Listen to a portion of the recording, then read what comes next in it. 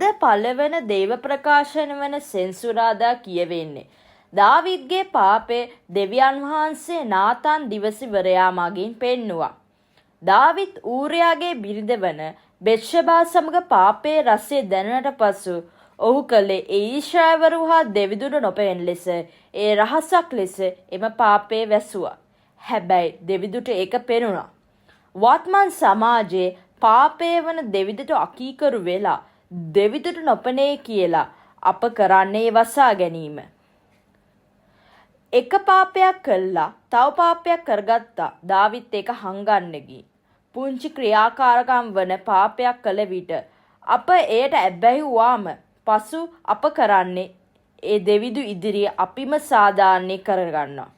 බලන්න අද යෝන් වියේ පත් වෙලා තිබෙන අවාසනාව ඛේදවාචකය. ඔවුන් මත්ද්‍රව්‍ය, ලිංගික හැසිරීම හා දුරකථන අසභ්‍යදේ බැල්ම යන දේවල්ය. අප අවවාද කළ විට ඔවුන් කෙසේ හෝ සාධාරණීකරණය කරයි ඔවුන් ගැන. කෙසේද?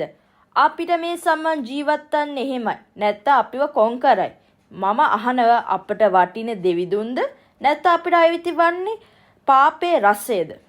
එයින් ප්‍රතිඵල වන්නේ දෙවිඳු තෝරාගත්ත මනස්තාප වී දෙවිඳු අපට අසීමිත ආදරය කරයි. හරියට දාවිත් තමන්ගේ පාපෙට මනස්තාප වුණා. ඒත් හැබැයි දාවිත්ගේ දරුවා දෙවිඳු මැරෙන්න සැලසුවේයි.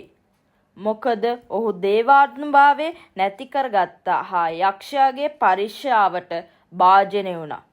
එම දරුවා හැදුනේ දෙවිඳුට එරෙහිව ක්‍රියා කළ නිසා. එම නිසා දරුවා සමහර විට දෙවිඳුට එරෙහිව වැඩ කරයි. ඒ නිසා දරුවාගේ ජීවිතය හා දාවිද්ගේ ජීවිතය බේරුවා. එසේම අප මේ වරද කළොත් ඒ ප්‍රතිඵල වන විපාකෙ දෙගුණසේ වෙයි. එම නිසා අපි පාපයට වහල් වීම නැති කර ගැනීම සඳහා යාඥා කරමු. සුද්ධෝ සුවිශේෂයේ ජේසුරුමා මුහුදු මාරුතේ නිශ්චලය කරා.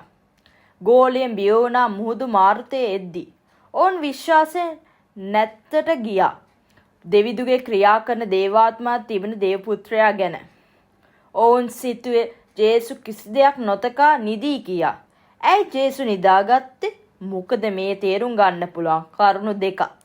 පළවෙනි එක, ජේසු අපගේ ආරාධනාව නැතුව අපට ප්‍රාතිහාර්ය පාන්නේ නැහැ. අපට බලමහිමේද පෙන්වන්නේ නැහැ. දෙවැනි කාරණය, ජේසු උරගා බැලුවා අපගේ විශ්වාසය කොයි වගේද? මන්දගාමි වගේද කියා. එසේනම් මදක් සිතන්න ඔබට ජේසු පිහිටයි.